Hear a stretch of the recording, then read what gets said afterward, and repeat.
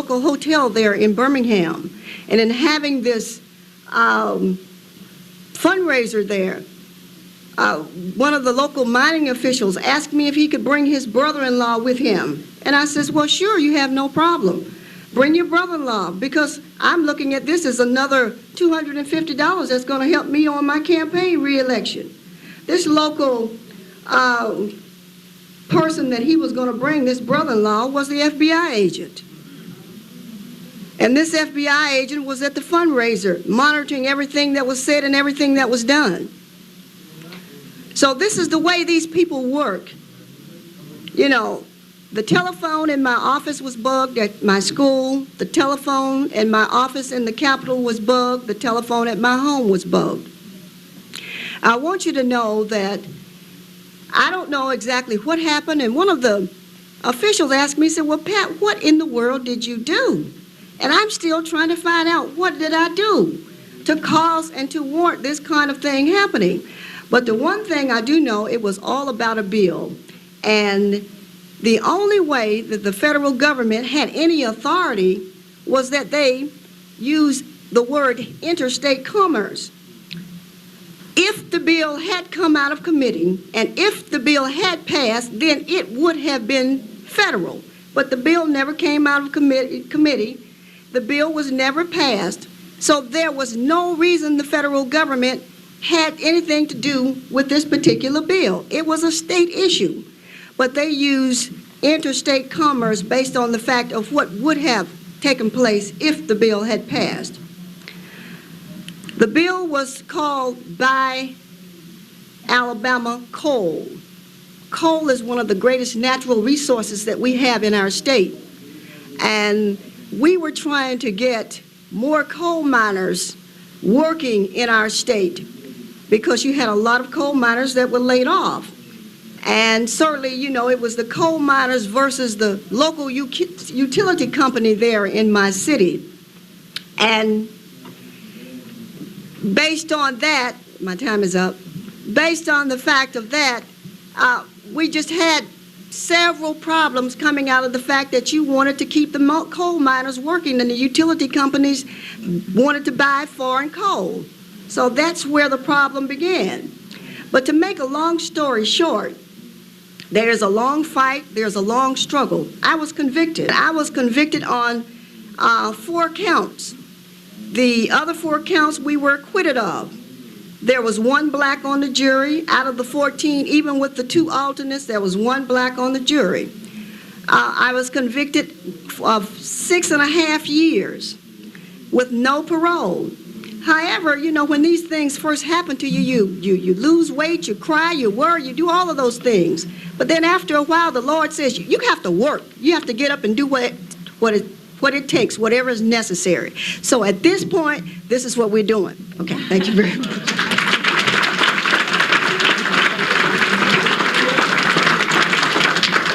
Thank you. A good thing is we're going to have some time for questions because our panelists have been so faithful to the time. A congressional race that got national attention was that of Faye Williams when she ran for the Congress in the state of Louisiana, and I'm pleased to call on Faye Williams to share with us now. Thank you. Thank you very much. Let me see if I can talk very fast. The harassment and attempts to discredit black leaders extend far beyond the government harassment. However, it seems that the government has endless agents in our community, even in the African American community and all of the community, which is another tragedy we must address. Although I am not an elected official either, I've been named by my supporters as Congresswoman in exile from Louisiana, and I serve and serve well. I'm simply asked to do these things because my case has been called the classic case of various methods used to prevent the expansion of black leadership. That's something else we have to watch. From about 6 weeks prior to the primary in 1986, I was running well ahead of my opponent by 20 percentage points. So it was obvious that in order to defeat me, there would have to be a negative campaign run against me. Within a few days after I won the primary, which nobody expected me to win, The Alexandria Daily Town Talk, the newspaper that had been most hostile to my campaign, editorialized on a 16-year-old divorce problem I had experienced, and of course I became the villain instead of the abused spouse that I was. And I almost lost my life in that incident because my husband didn't want me to get a divorce, and most guys said, I don't blame him. At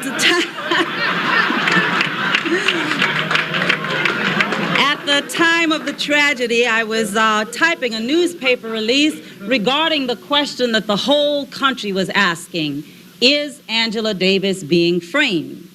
And of course, the night of the tragedy, this was found in my typewriter, and it came out as my saying, Angela Davis is being framed. Well, of course, if I'm saying Angela Davis is being framed, I live in Los Angeles at the same time as Angela Davis did at that time. All black people know each other, therefore you know Angela Davis, and if you know her, you must be a communist or at least a communist sympathizer. Got the effect they expected. Letters to the editor started coming in, calling me just that.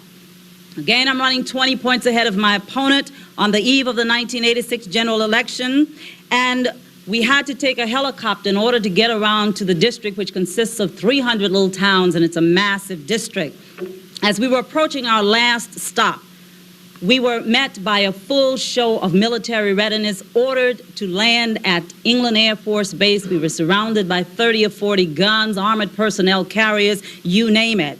And by the time we got out of there, we were freed. We were just glad to be getting out of there. However, when we got back to the office after having been ordered to do various things, we thought that this had just been a mistake. However, by that time, someone from this secure military base had already called the newspaper office, who called us and relayed the incident to us, and we played it down, not wanting to screw up on the day before the election. We just said, hey, they were just doing their jobs, made no big deal of it. However, we woke up on the morning of the election, and what did the headline read? Williams is rude, abusive, and threatening to the military. They had the guns. I was threatening. I mean, how ironic. And of course, we were held up, as I said, right on past the evening news. Well, the purpose was to keep me from getting at the undecided voters that evening. But then we thought that everything that could happen had already happened when we experienced a computer breakdown. And when the computer came back on, instead of winning, we had lost by 0.7%. Pat tells you about the drug test challenge. That's a biggie. They do it to all of us. They just assume we're all on drugs. I was challenged to one also because I had once worked for the National Football League Players Union, and they were opposed to mandatory drug testing, and if I work for them, I must have the same position, and that also must mean that I am for the support of illegal use of illegal drugs. They have great reasoning. Then there was the National Rifle Association. You know about them. Although I had the same position as George Bush, the police chiefs all across the country, I was accused of wanting to take away all the guns from all the sportsmen of the sportsman paradise of the world. I'm from Louisiana, you see, and you would have thought they needed Uzis and assault guns to kill rabbits. I was targeted, of course, by the conservatives because I was pro-choice. The pro-Israel lobby targeted me because my campaign manager was Arab American. And it was obvious to us when they sent us the telegram questioning the ethnic background of my campaign manager. They did not buy my story, you know, that I just wanted a balanced Middle East policy. As it turned out, we need one even today. But they sent out a news release. Nevertheless, after sending a contribution to my opponent, who was a Republican, they told me that they would rather support a near KKKer than to support me, you know, the old liberal Democrat, which the head of the lobby in Louisiana is said to be a liberal Democrat. But I guess that meant that he supports you only if you are white. And in the 1986 election, I received 97,000 votes, and any member of Congress can tell you that's nearly twice as many votes as they received when they won their races, but I still lost. In 1988, despite the national Willie Horton campaign that was run, I received nearly 90,000 votes, twice as many as congressmen before me ever needed in this district. And then in the 1988 primary, I received more votes than all of the Democratic opponents I had combined and added all up. Neither of them supported me, however, in the general election, which is another form of harassment we have to deal with. They expect our vote all the time, but they forget when we happen to win the primary. In the 1986 race, only one of my Democratic opponents supported me, and that was for a hefty staff salary. But they don't just support us just because we were out there working and the only Democrat in the race. In my 1986 race, my National Democratic Committee member supported me, but not in 1988.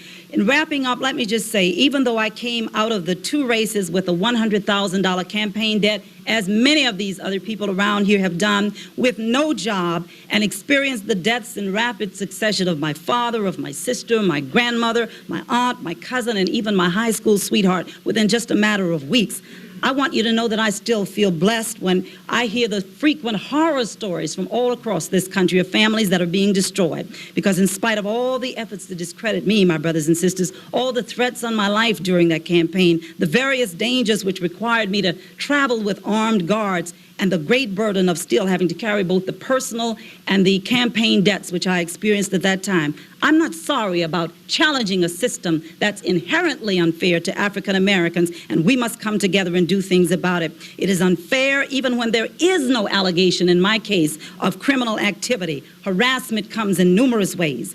Even though the pain of that loss and the way that it happened will never go away, I believe I'm more fortunate than the hundreds of men and women all across the country who are victims of harassment, because I had Congressman Mervyn Dimely to bring me to Washington as his staff counsel and to make sure I had a job once it was all over. Many of them never have that opportunity.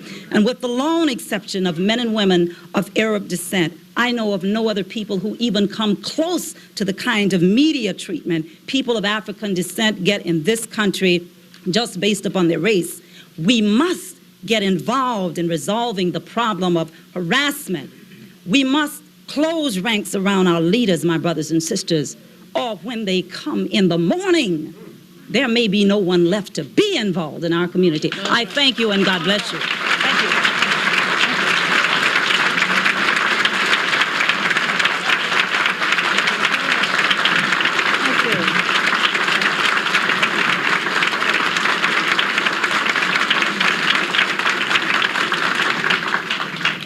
I know that you want to give a hand to all of our panelists because we have witnessed almost a miracle, because we have heard of years of harassment, of thousands of dollars, of hours of struggle, so much in just a short period of time. And so let's give them all a hand of thanks.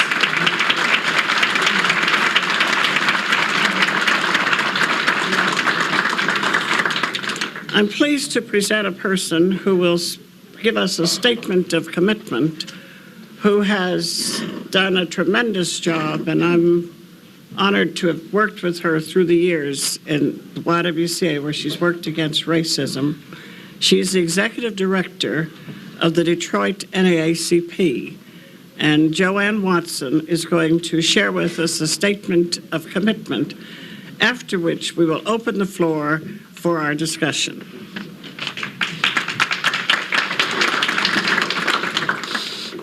Thank you, Dr. Height, Congressman Dimely, distinguished officials. I've been honored to have had Dr. Height boss me around. You don't really work with Dorothy Height.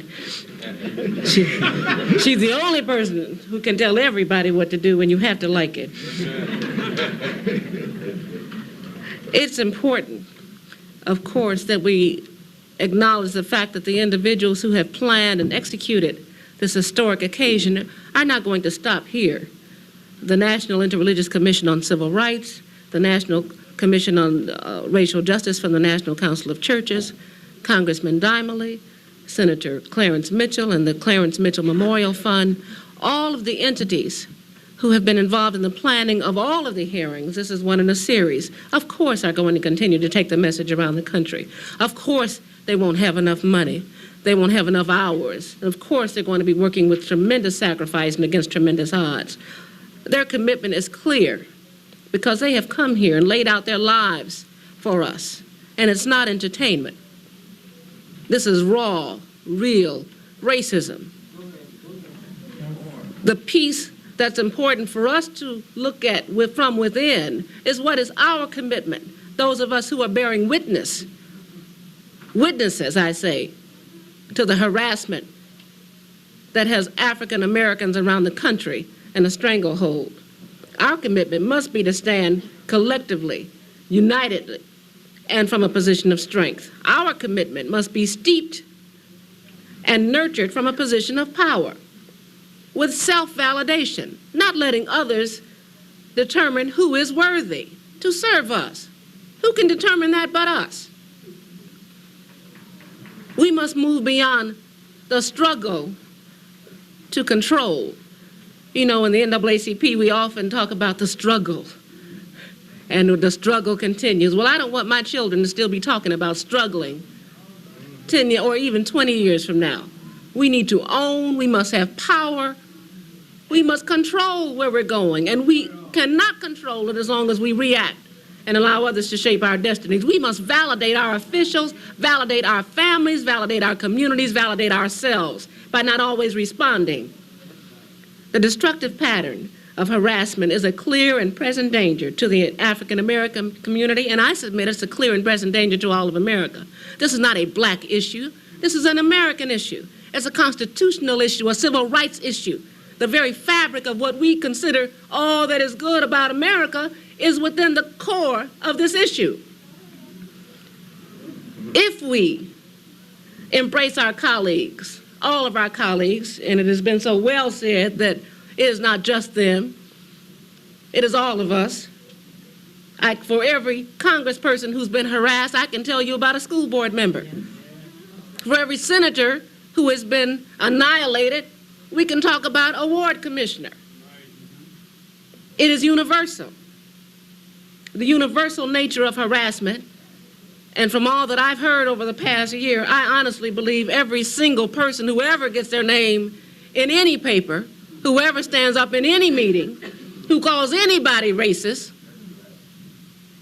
who decides that they might speak out against the Ku Klux Klan or the White Aryan Resistance, you just be sure you are either about to be harassed or you already have been. Our support must be unyielding, unwavering, unshakable, filled with integrity, and we have a personal responsibility. We know we're working against tremendous odds. I lived in Detroit for 35 years, and Coleman Young has been under some level of indictment for every year he's been in office as mayor. I lived in New York for 4 years before Mayor Dinkins came into office. The honeymoon was over. He is the subject of headlines daily in New York City, and tragically, almost tragicomically, Ed Koch has become an elder statesman who was allowed to write editorials about Dinkins allowing crime to come into New York City. In terms of our commitment, those of us who sit here, all I can say is that we know that a number of our brothers and sisters, because we've been socialized to internalize oppression, believe what they read.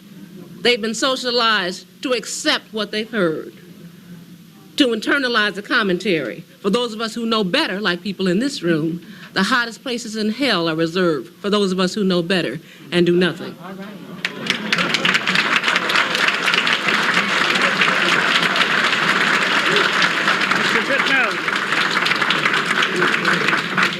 We have a few minutes, and I want to say again that Congressman Dimely urged us to close promptly at 11 so that we can join him and other members of the Congressional Black Caucus for a press conference over on the Hill so that we can let our voices be heard against the enforcement of Graham-Redmond, because it can be detrimental to our whole community as well as to the whole society.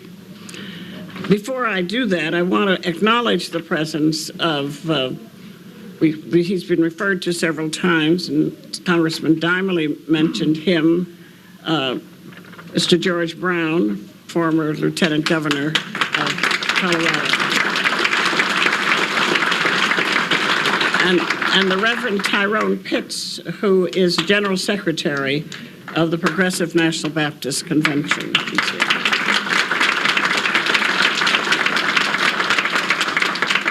And now it's your turn to ask the questions or to make a comment.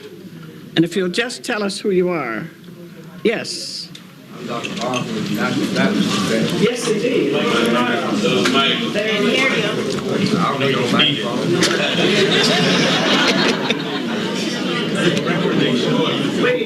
We need you in the mic because we are recording this session. All right.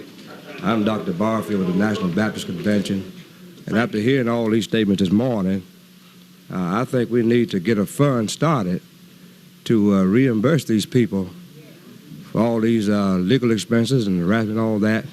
And how could we do that to build a fund? You see, we can't shout high and give low. Do a lot of hollering, but we got to get a basket going to raise some money, help these people out. Good. We're going to ask Faye Williams to speak to that. Thank you, my brother. I think you were not here when Congressman Dimely addressed that subject this morning, and he basically said to tell you he ain't holding no more conferences until we're ready to do exactly what you're saying. For 15 years, he has stood on this issue. If anyone wants to contact us in terms of how we can begin to develop that, as much as I hate giving out my phone number, I'll just give you, say, contact me at Congressman Mervyn Dimely's office. All of you know how to do that, and we can talk about it. We're ready. Let me also say that... You have to get to the mic. That's right. I have to get to the mic, too. Let me also say quickly, as you know, I served 15 and a half months in a federal prison camp for what the prosecutors told the jury they thought I intended to do. And I began to look around for help from some fund, and there was none. There was no fund that would address criminal prosecutions, and so we put one together. It's been named the Clarence M. Mitchell Jr. Memorial Fund, one of the co-sponsors of this hearing and this effort. The Clarence Mitchell Jr. Memorial Fund was named after my late father, who gave his efforts to the passage of the Voting Rights Act. We felt it was appropriate that this fund be named for him based on the whole movement's effort is to dismantle the progress we've made for voting rights. So there is a Clarence Mitchell Jr. Memorial Fund put together. We need to begin to raise the resources, and we were through this effort, we're educating people as to the needs so that we can begin to raise the funds. And I want to remind you that the afternoon session, which will be held somewhere on this floor, is going to deal with strategies, and no strategy has much significance if you don't have some financial resources. Over here. Good morning. My name is Doretha Washington, and I am the Vice President of the Task Force for Black Political Empowerment in Chicago, which you know is the most racist city in the world. I was formerly the ombudsman to the late Mayor Harold Washington. And one of the things that I can speak to in terms of my own personal experience, in terms of black elected officials, is that many of them have a very serious problem because they want to be fair. And there's no such thing as fairness in racism. They also want everybody to know that they have an open door policy. That if they got a white secretary, a white administrative assistant, or those of such, that in fact they're going to be all right. The problem is, as I see it in Chicago, is that in the inner circle of Mayor Daley, there are no's. And the mistake that we often make, always want folk to understand that we're going to be all right. That is in fact not the case, and one of the things that we have to understand and be real clear about it, don't worry about trying to defend your blackness, just be black. And once you understand that, you're going to be all right.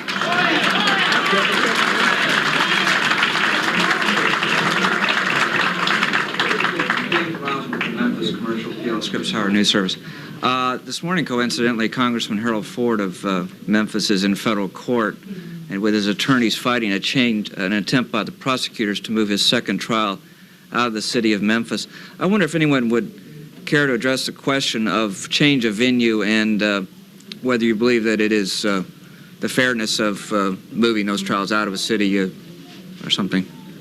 Would anyone like to speak to that? It's certainly patently and totally unfair. Every other public official accused of an offense is tried by a jury of their peers in the jurisdiction where they are. So if it comes out that a jury of Marion Barry's peers in the District of Columbia instead put the government on trial instead of Marion Barry and found the government guilty of 13 counts, and Marion Barry have won. The important thing to understand is that this is again a part of the harassment, a prostitution of Harold Ford's constitutional rights to a fair trial. This shouldn't even be tried again. The jury was 10-2 in favor of acquittal of Harold Ford.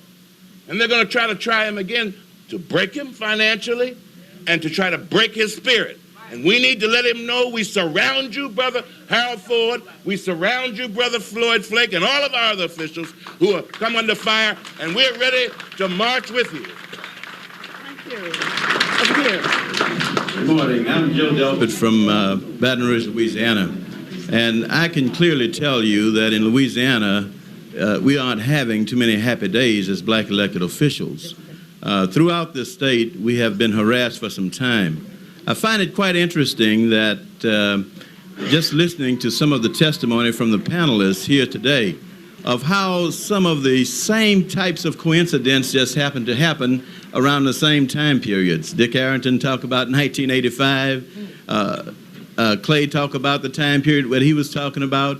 And I can think of my own incident where I was indicted.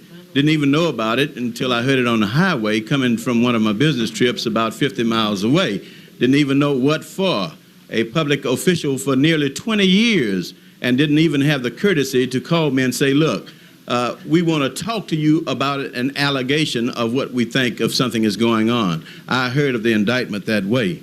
I guess all of us have suffered this throughout this United States and certainly look like now internationally.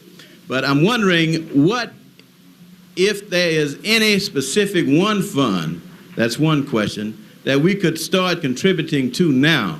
The second question that's interrelated is this fund, if it is one, that we can expand it to allow for the plea bargaining investigation and testimony and legal positions I think we're going to have to deal with. It's obviously a domino effect where they have taken, our federal government has taken the gutter approach by the drug dealer's mentality of we're going to let you sell your drugs as long as you tell us who else that may be selling drugs and have a lot of people investigated for nothing.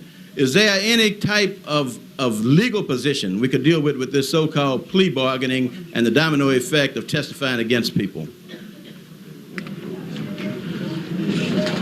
You want to speak to it? Yes, just as I said earlier, we have put together the fund.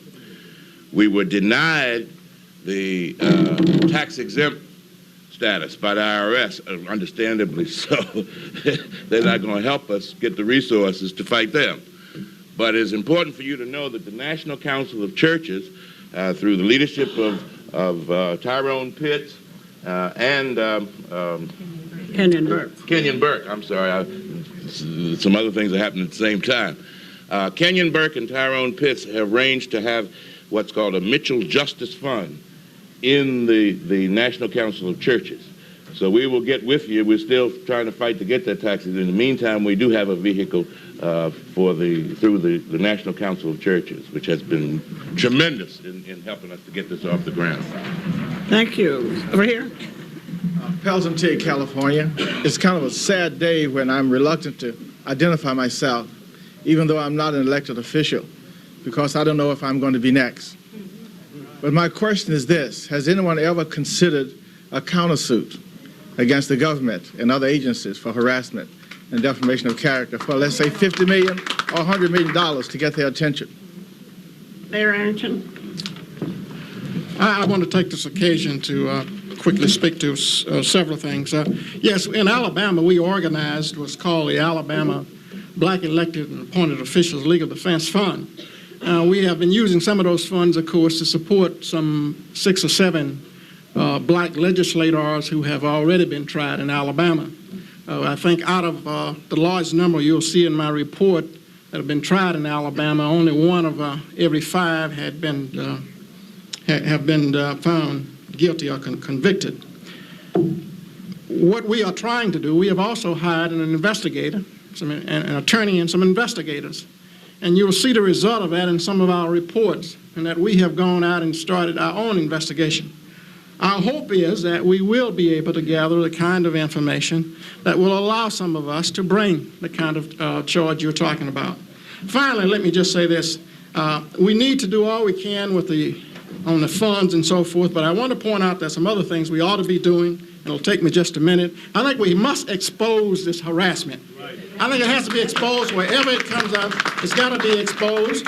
We can get together in states and jointly hire legal people and investigators to do it, as we're doing in Alabama. You elected officials, you ought to get your files from the FBI. Though they'll be heavily censored, you can get them under the Freedom of Information Act. You will find out a lot about that. I didn't know until 1989 what had been happening to me until 72. You have to get your files. You must file complaints against these people. We have filed complaints with the Senate Judiciary Committee, with the Oversight Committee for the FBI, with the Office of Professional Responsibility. Filed complaints against the individuals who are involved in it.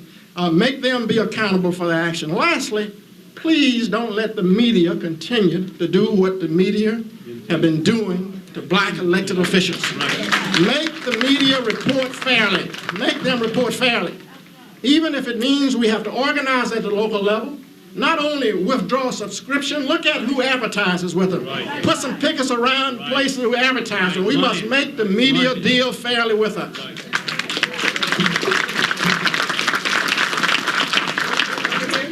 Yes, my name is Howard Jetter, and I'm from Berkeley, California. I would like to make a couple of suggestions, and also I would like to maybe get someone to probably second it maybe and get it into action. That's a matter of having an audit and inquest which could be conducted against the Justice Department and any other agency of the government. And we also probably should have taxes, the money that we pay for services, take it away from the Justice Department and use it for defense funds. Another point that we can use, the matter of a 10-year moratorium on all foreign aid, using that money here for the defense of the people who have been conspired against to violate their civil rights and constitutional guarantees. This is what's been going on. We have the law, we have the structure, all we have to do is enforce what we have and make them use the money that we pay their taxes for to defend all of the people. We can do that. This is within our jurisdiction to do it. It's up to us to set the type of legal mechanism in order to carry out this particular concept. Thank you. One thing, Dr. Haidt, I want to emphasize to you, the purpose of this morning session was to expose the problem. We hope you all will rejoin us at 1 p.m. in the map room. There's a gathering of all of the great famous civil rights attorneys who have come to the fore and are ready to help us plan the strategy. You know, we're always saying we do a lot of talking, we feel good, and we walk away. Please don't walk away. Come back at 1 p.m. and we're going to put together the strategy that we will be able to announce to all of our people. It's going to take many forms. Class action suits, protests. In Detroit, they've already started a boycott of Coleman Young. We went out there, they had a local hearing that started a boycott of the media that unfairly treats black officials and black leaders in that community. And they've also initiated a boycott of those companies that advertise, the advertisers that advertise. We've got to move on all fronts, just like this government. We've got to move like the Navy, the Army, the Marine Corps, and the Air Force. And all of us, please, 1 p.m. in the map room, don't forget that. Well, you can see we have just barely opened up. But a part of our intent this morning was to get information. Because so often, as someone here has already said, people say, well, they must have done something wrong, or there must have been something. Because that's the way we are conditioned. And what we're saying is we need to get the facts, and we've had an opportunity to get information this morning to know that the very nature of harassment does not lend itself to just saying someone must have done something. We need to really look into it so that we'll come to the strategy session at 1 o'clock. I'm sorry to say that we were urged by the congressman to leave promptly at 11 so that we could be down at the Hill. Meanwhile, before you move, Faye Williams has some word for us, and I just want to say thanks again to everybody who participated in this session. Thank you. Thank you so much. Let me just say thank you to Betty Thompson, our timekeeper, to Sandra Pitts, and a special thank you to Dr. Dorothy Hyde and our panelists who've come at their own expense from all across the country. This is not easy, my brothers and my sisters, and we've tried to get in as many as we could. I also want to thank our co-sponsors who are here and who've been with us in New York and Detroit, and will be going next, I believe, to Louisiana for further hearings.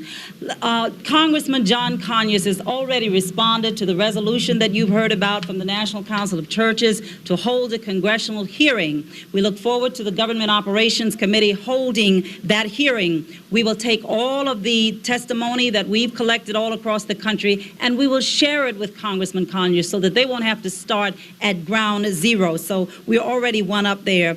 All of you who did not have an opportunity to speak, we're opening half an hour early in the map room. Come there.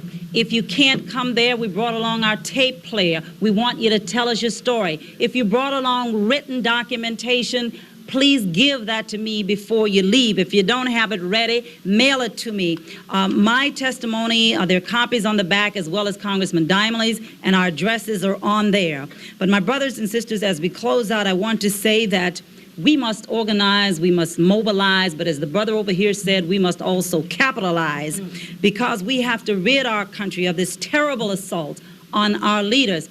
I understand we have Congressman Mfume with us, and we always yield to members of Congress. Do you have something you want to say? We are closing. We can't. You tell them. Okay. Congressman Mfume obviously supersedes anything that I said, so it looks like we're going to be here. And so in that case, those of you who were at the microphone, he is giving us permission to go a few minutes longer. So those of you who were at the microphone in the order you were in, sir, how do you want me to go ahead and handle this? Because we want to stop at any minute. Okay, let's hear from the brother here. Thank you. Thank you very much. Thank you very much, Ms. Williams. My name is Peb Ali. I'm from the Executive Office of the Mayor Marion Barry.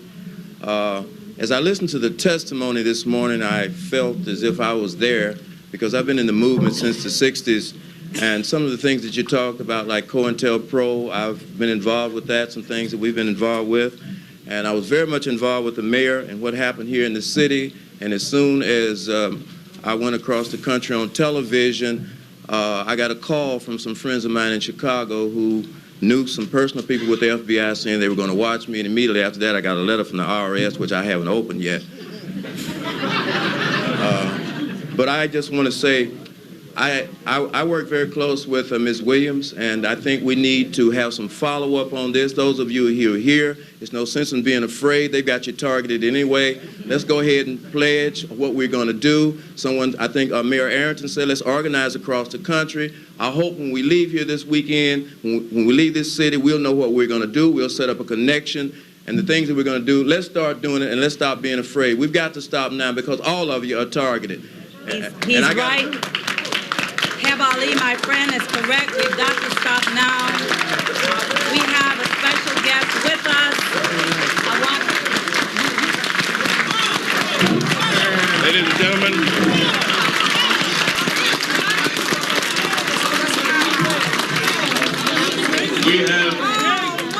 we have discussed consistently the importance of bringing together our entire community. Our entire community is threatened, and only in unity can we begin to deal with the enemies. It is important now that we have some remarks. We only have a few minutes left, and certainly the minister understands that he was next door, and we shared in some of his remarks from next door. As outstanding as he usually is. Bring to the microphone the Honorable Elijah Muhammad.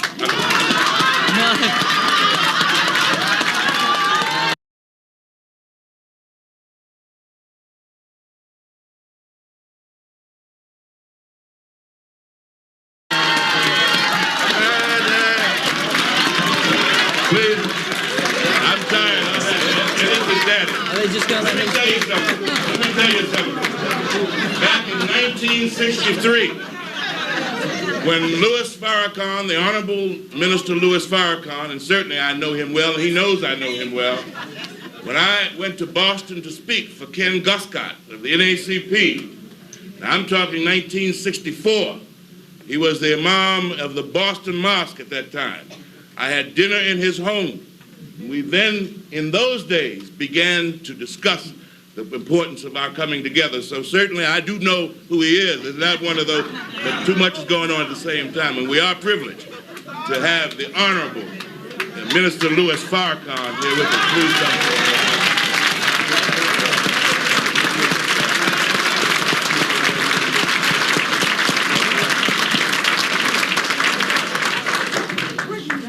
Brothers and sisters, in the name of Allah, the Beneficent, the Merciful, and we thank Him for His prophets and their scriptures, and I thank Him personally for giving to us the most honorable Elijah Muhammad, my leader, and I am so happy and honored, and I don't want you to feel bad. I feel that you paid me the greatest compliment that I could be paid. Thank you so very much, and to the distinguished panel, and to all of you, you have already been sufficiently exposed to the critical nature of this panel and why this panel is absolutely and vitally necessary. We are indeed under attack. And we must respond to attack properly. Brothers and sisters, I don't need to overstate or understate the case. Part of our quest for reparations has to deal with how America has treated and is treating our leadership. To have a child come forth from the mother's womb and somebody purposely damage the head of that child is inflicting irreparable damage on that child. As the head is the most important part of the sperm that makes the child, the head is the most important part of the human being that is made. The head sees, hears, smells, thinks, speaks for the body. If the body is bummified, that's a witness against the quality of the head. If the body exercises itself fully, that is a testimony to the full development of the head. As God has given to us a head on our body that must be cultivated and developed in order to perform its natural and divine function, God also gives to people leadership. That leadership is born out of the need of that people to achieve certain goals and objectives. When the leader is born, the leader looks like any other baby. But when the leader is developed, that leader begins to speak to the critical needs of a people so that the people may be moved forward toward fulfilling the objective of the Creator. The Creator never made us to be slaves of white people. Let's get that very clear. Now, and the Creator never made white people to be slaves of anybody else. He made us all to live in the light of freedom, to understand and enjoy justice, and to work hard to qualify ourselves to be equal. Now, when a people are enslaved, they are deprived of a natural right, freedom. They're deprived of justice. and they're deprived of equity. These three principles undergird not only human nature, but they undergird the universe. All right? Now, whenever we are deprived of these principles, it sets up a longing in the breast of the people for the satisfaction of these vital principles. So out of that longing, a womb is filled with a seed. And that seed gives birth to not a made leader, but one born to serve the needs of his or her people. Do you follow what I'm saying? But now when you are a slave master, I want you to listen carefully to what I'm saying. I'm not going to be long. Don't worry. I'm not going to be long. I'm not going to be long.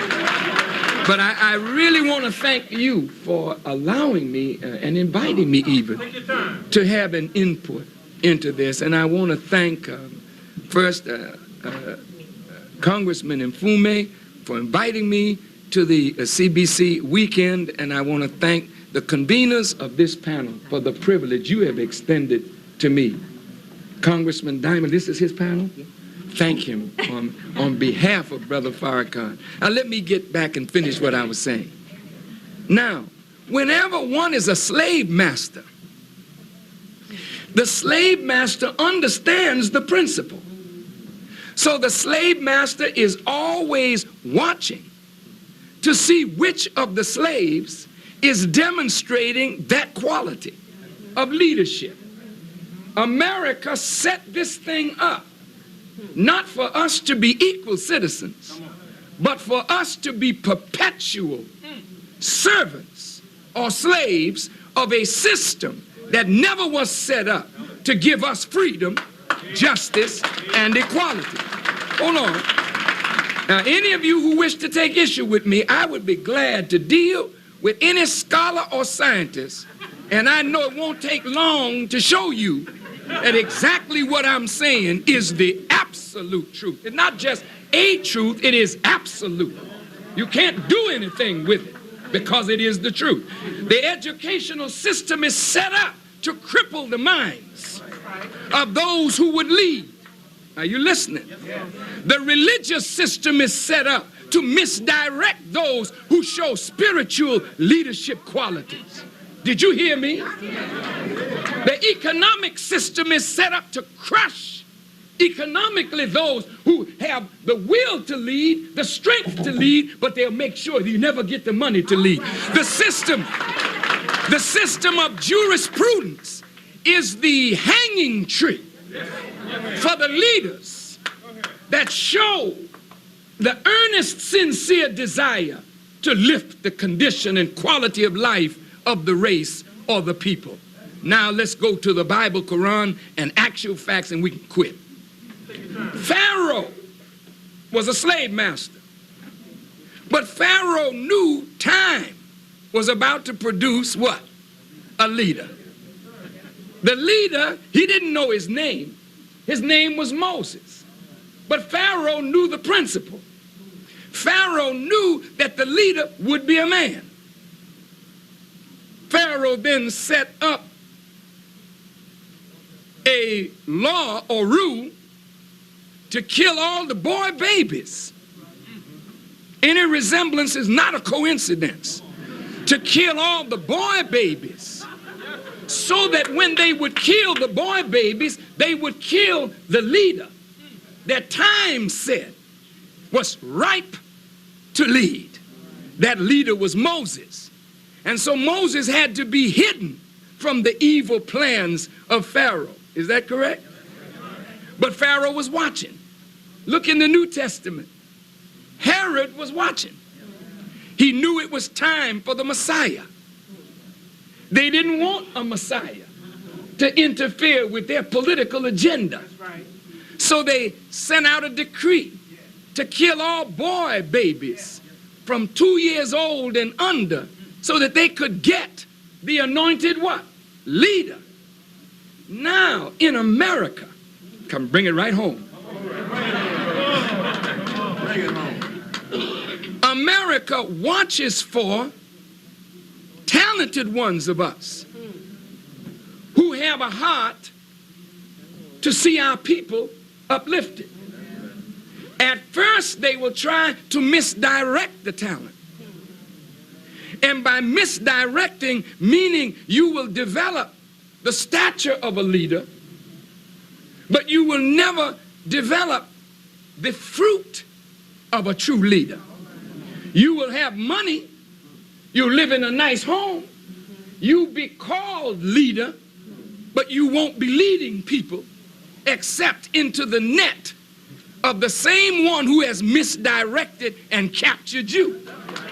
Listen now, they give you perks in religion, perks in politics, if you play ball with the established order that is designed to kill your true leaders. And that's why those who have been in privileged positions have always been the opposition, the leading opponents of the true leaders that came from the masses of the people. Marcus Garvey was a true leader.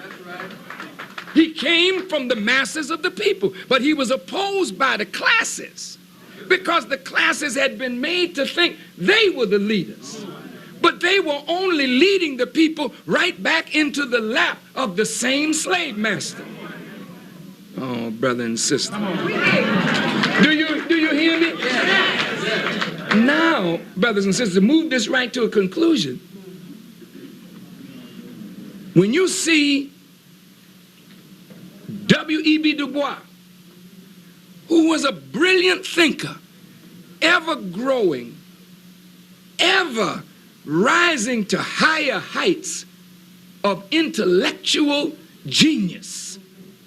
When you saw a man like that having to leave America to die in Africa, and there's no monument to that man's genius in America, but they built a monument for him in Ghana, but he worked for us. Paul Robeson, a genius, not just a singer of song, but a man whose heart bled for the pain of his people. So as he traveled the world, he was searching for philosophy and ideology that would free his people.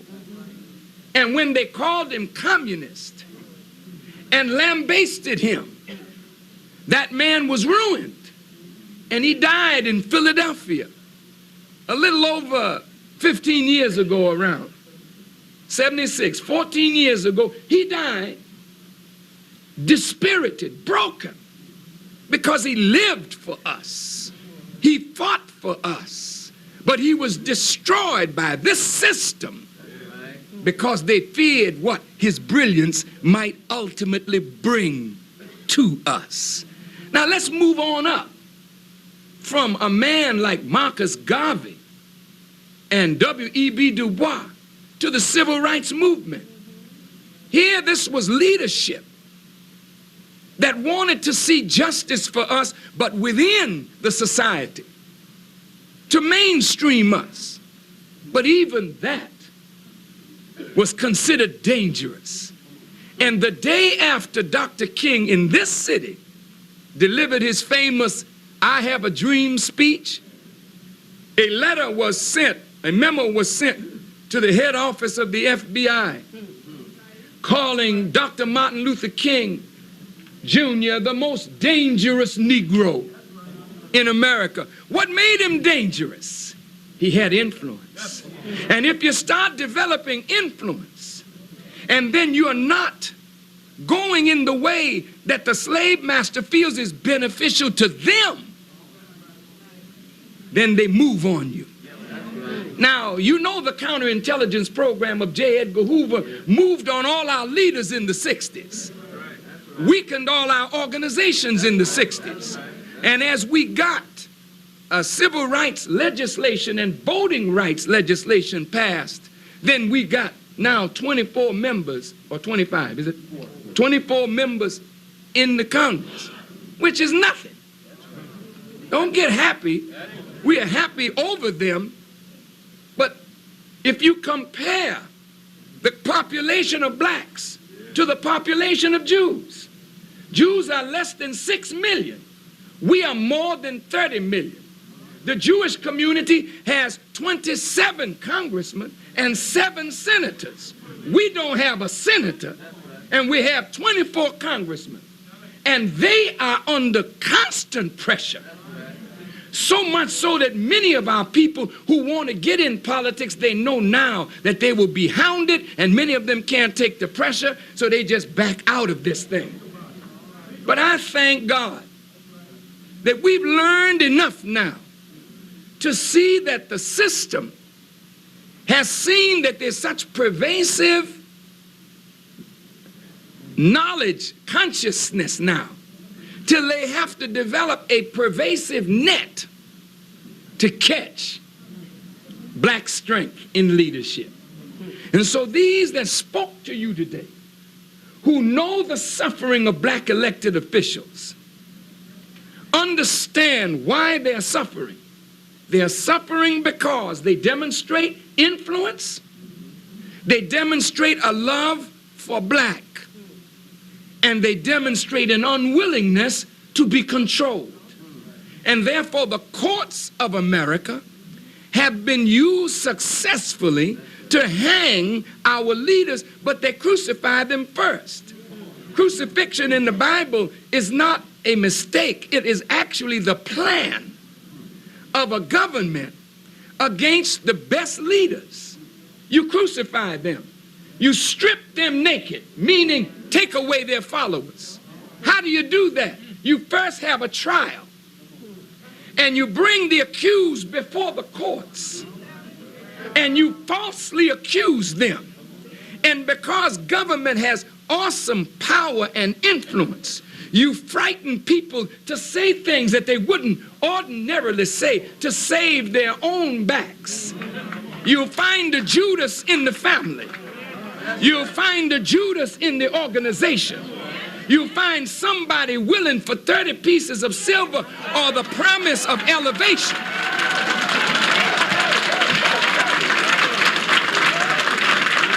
And then the government indicts you.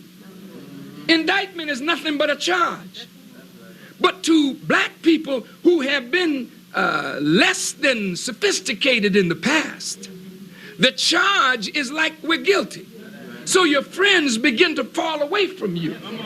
People that you think would stand with you under an indictment, they say, well, I can't.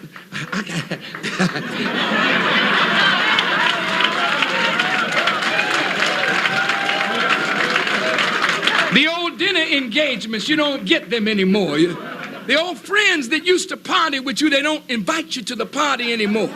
You become like a skunk. Everybody begins to smell danger. Or you have spiritual AIDS. Nobody wants to kiss you anymore.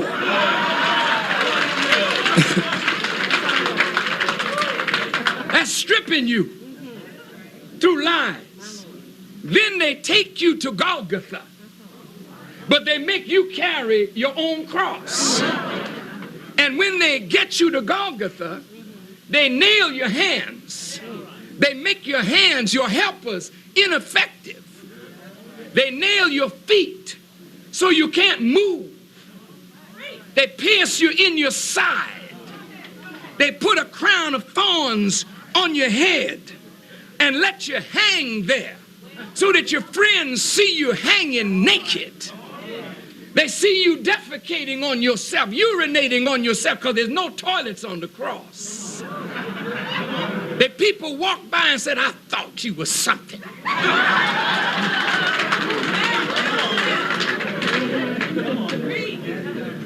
And then in the 11th hour, you about to give it up. You say, Father, why have you forsaken me? You give up the ghost, meaning you give up the will, the spirit to fight for your people, to fight for justice. Then they take you down and deliver you for burial. They may break your legs after they take you down, meaning that nobody ever will support your ideas. Martin King is dead, but the idea lives. But as long as nobody supports the idea, then Martin King becomes a picture on the wall, a highway sign of Martin Luther King Drive. Malcolm X becomes by any means necessary slogan, and Marcus Garvey becomes the man who fought for Africa, for the Africans at home and abroad. But the body of knowledge that these men represented, they break your support for the idea, and that's why there's no continuity from one generation to another in struggle. Because the idea of the leader is broken. It is not that those leaders did not think that they would one day die and prepare people to carry on. But when the support for the idea is broken, then the children that would take up the baton of leadership have no mooring, no guidance, because the idea has been criticized and destroyed. This is the plan today. But something has happened. Black folk are getting much more knowledgeable. And white folk are saying, my God, something is happening. We tried to get Harold Ford, and we got a hung jury. We tried to get Al Sharpton. We had him on 67 counts and couldn't make one stick. We tried to get Mayor Barry. We had him, we caught him in the room. And we showed him all over the television and all over the world, but we couldn't make the charges stick. Something is going on. We got Imelda Marcos and we got Adnan Khashoggi, but we couldn't make the charges stick. So the courts are not the hanging tree that they used to be. So they're going back to the old method now, killing you outright. But the way they kill you is they make your own people turn. They ferment trouble in your communities, turn your people against you, discredit you, and have your own kill you and say, well, it was just an internal problem. We had nothing to do with that. So as the last speaker said, we are all in trouble. Any one of us that are sincere for our people, you're going to be rounded up. Don't even worry about it. That's your duty. Your destiny is the cross. But unless you go to the cross, you won't be worthy of the crown. Unless you can take it. The government is now preparing to move on Farrakhan. And I laugh at the government. I laugh at you. Because I was born for the cross. And I'm born for the crown. Ain't no way that the government will destroy what I represent. I'm anxious to fight. I never was born to be no masquerading man. I was born to do and be what I am. And I will never compromise, because the born person can't compromise.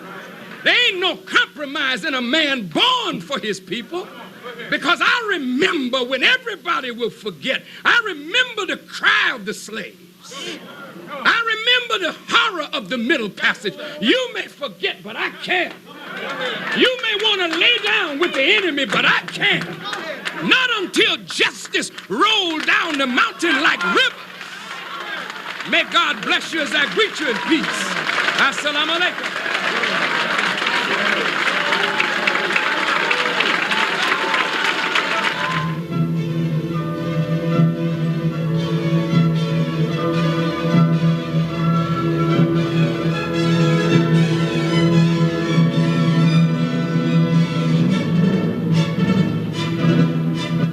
That concludes this panel discussion entitled The Harassment of African American Elected and Appointed Officials, sponsored by the 20th Annual Legislative Conference of the Congressional Black Caucus. Join us Monday for a special Election 90 live gubernatorial debate from the Constitution State of Connecticut. You will meet all three candidates: former U.S. Senator, now independent candidate Lowell Weicker, the Democratic candidate Congressman Bruce Morrison, and the Republican candidate Congressman John Rowland. That's all live Monday beginning at 7:30 p.m. Eastern Time, 4:30 p.m. on the West Coast. Up next, the President of Turkey.